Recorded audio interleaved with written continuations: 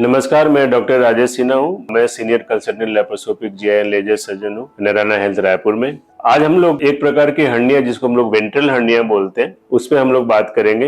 ये हर्निया जैसे कि हम सब जानते हैं, हर्निया में कोई भी डिफेक्ट होने से, कोई भी वीकनेस होने से एब्डोमिनल वॉल में वहां से अंदर की जो ऑर्गन्स होती है वो बाहर आती है और उसको हम लोग हर्निया कहते हैं। तो ये वेंट्रल हर्निया हमारे पेट के एंटीरियर वॉल में होती है और ये प्राइमरी भी हो सकती है और सेकेंडरी भी हो सकती है। प्राइमरी मतलब जिसमें कोई ऑपरेशन नहीं हुआ हो और उसमें हर्निया हो तो प्राइमरी हर्निया बोलते हैं। ये मुख्यतः अगर नाभि के पास हो और नाभि में हो तो उसका अम्बलाइकल और पाराअम्बलाइकल हर्निया बोलते हैं। पेट के ऊपरी हिस्से में होने से एपिगैस्ट्रिक हर्निया बोलते हैं। और बहुत अनकॉमन टाइप के हर्निया जैसे स्पेजिलियन हर्निया होते हैं। इस तरह के हर्निया जो प्राइमरी हर्निया वेंट्रल हर्निया के कैटेगरी में आते हैं। और जो दूसरा कॉमन हर्निया होता है वेंट्रल हर्निया के उसमें, वो है इंसिजनल हर्निया। उसका मतलब ये होता है कि पेट में अगर किसी ऑपरेशन के जो स्कार होते हैं उसमें वीकनेस की वजह से उसमें हर्निया बन जाते हैं, तो हम लोग उसको इंसिजनल हर्निया कहते हैं। तो हर्निया में जो मुख्य लक्षण होते हैं, आमतौर पे वो सूजन होती है जो कि शुरुआती में खांसने पे और चलने फिरने से बढ़ता है और लेटने से कम हो जाता है। लेकिन जब यही चीज ज्यादा हो जाती है और कभी कभी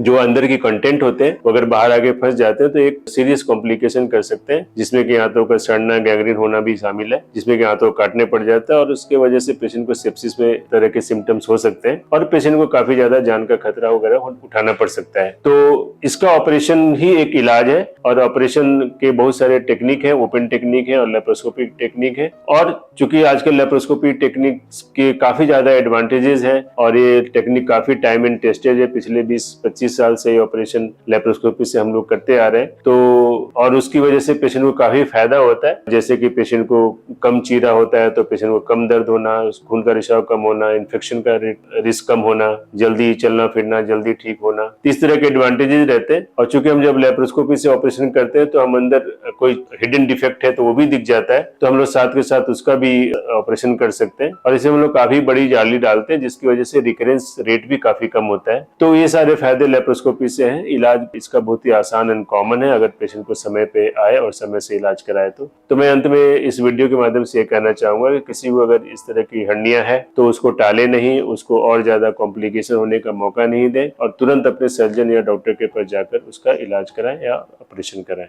थैंक यू।